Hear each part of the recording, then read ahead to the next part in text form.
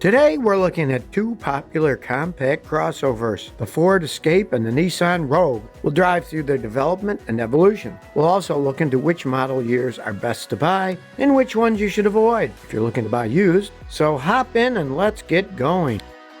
Did you know that the Ford Escape wasn't developed singularly by Ford? Actually, it was jointly developed by Ford and Mazda. This might be big news to some people, but in the car industry, it's not uncommon at all. Oftentimes, car makers collaborate and share technologies and resources in order to reduce costs and production time. Take a look at the Supra, which is Toyota's mid-size sports car. Did you know that the latest generation Supra is a result of a partnership between Toyota and BMW? In fact, the Supra shares a lot of parts with the BMW Z4. Just look under the hood. The inline-6 engine is sourced from BMW. That's because Toyota doesn't make any inline-6 engines. Of course, Toyota did tune it specifically for the Supra. What about the 8-speed automatic transmission? It's from BMW. Chassis also from the BMW Z4. At first glance, you might think the collaboration benefited only Toyota, but that's just half the story because actually BMW benefited too. The reality is that BMW's cost to develop the next generation Z4 would have been exorbitantly high. But Toyota chipped in and took on some of the financial burden, and BMW was able to launch the new Z4 alongside the new Supra. So you can see it was quite mutual. Of course, some diehard Supra fans weren't too keen about it, but if you look at Supra sales, it doesn't seem to bother most people. After all, you're buying a Toyota, but you also get a bit of BMW.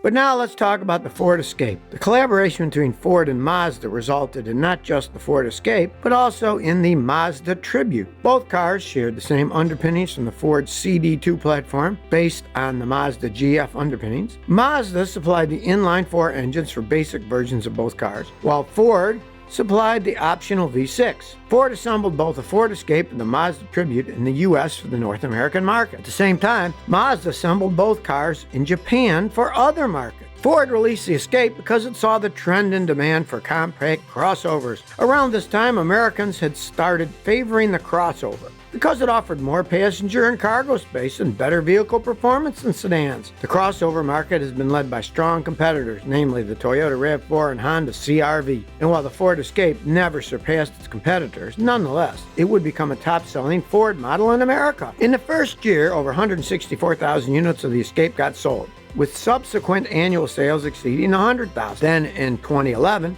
it surpassed the 200,000 mark when Ford sold more than 254,000 models. Just 3 years later, sales exceeded 300,000 units, with 2017 being a record-breaking year. So the Ford-Mazda collaboration has certainly seen success. Sales started to wane after 2017, although the Escape was named Ford's best-selling passenger car. Only the popular F-Series truck surpassed the Escape in 2019 in sales volume.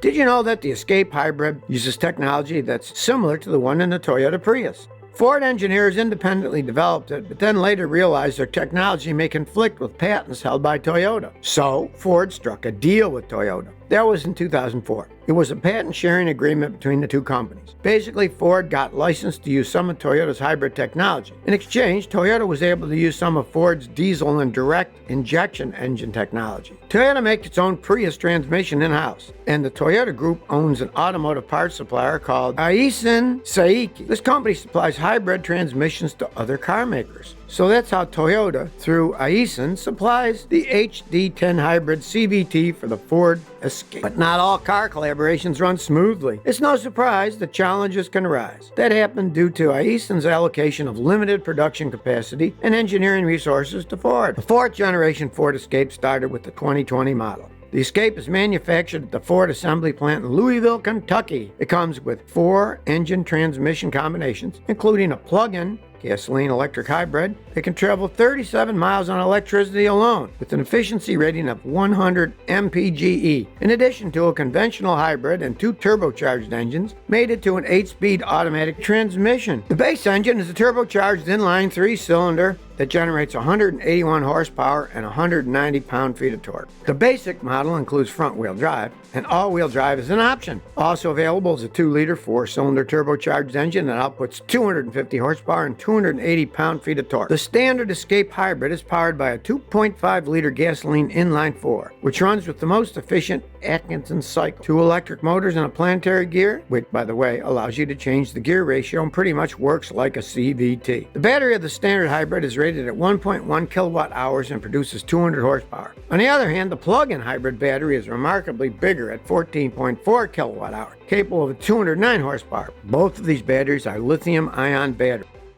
But now let's take a look at Ford Escape's rival, the Nissan Rogue. The Rogue is Nissan's best-selling vehicle. It surpassed even its former best-selling car, which was the Altima sedan. This makes the Rogue one of Nissan's most important models. The Nissan Rogue debuted at the North American International Auto Show in Detroit in 2007. It replaced the Nissan X-Trail in Canada as the entry-level Nissan SUV and the body-on-frame Nissan Xterra in Mexico. The 2017 Nissan Rogue included a special edition. It was the Rogue One Star Wars Limited Edition, inspired by the highly anticipated Star Wars movie Rogue One. The Rogue One edition differed from the regular Nissan Rogue in that it was available in either glacial white or magnetic black exterior with charcoal interior. It featured a panoramic moonroof, a Bose audio system, and blacked out everything. I mean black high-gloss front grille, black high-gloss front and rear accents, black bumper, black chrome door handles, black roof rails, black smoky dual LED projector headlights with HID, and black wheels. And don't forget the Death Trooper helmet replica. The car also sported a Rogue One Star Wars limited edition badge created by Lucasfilms, which of course got diehard Star Wars fans really excited. Only 5,400 units of this Rogue were produced. But there's something else that really sets Rogue apart from its competitors. First, there were many standard safety features. Take, for example, the automatic emergency braking, forward collision warning with pedestrian detection, blind spot monitoring, the rear view camera, lane departure warning, and rear cross traffic alert. Other notable safety options include rear automatic braking, adaptive cruise control, and a 360-degree surround camera. And then there's cargo space. Even without folding the rear seats, it offered 39.3 cubic feet of cargo space. And if you did fold them, the cargo space increased to 70 cubic feet.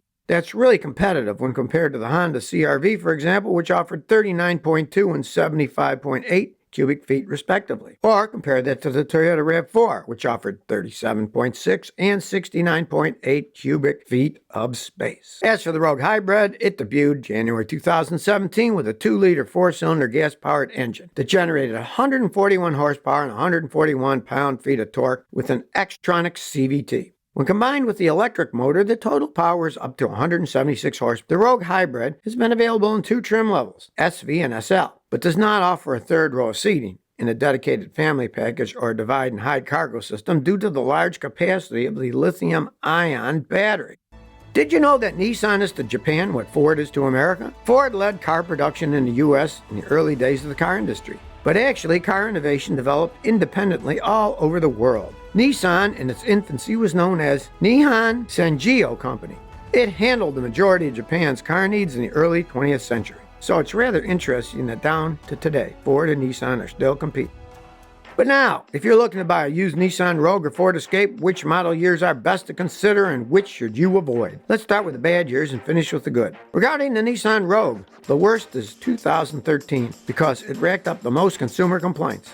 Other years to be cautious include 2008 and 2011, also due to many consumer complaints. In short, any Nissan Rogue model from 2014 to 2019 is generally a good bet. For example, 2014 was a year of the Rogue redesign. It became a more solid, quieter, and generally a more stylish car. And its additional third-row seating became more comfortable than ever. Between 2015 and 2018, there were minor appearance changes as well as addition of Apple CarPlay and Android Auto to the 2018 model. The 2019 model retained all the same previous features while adding more standard safety features.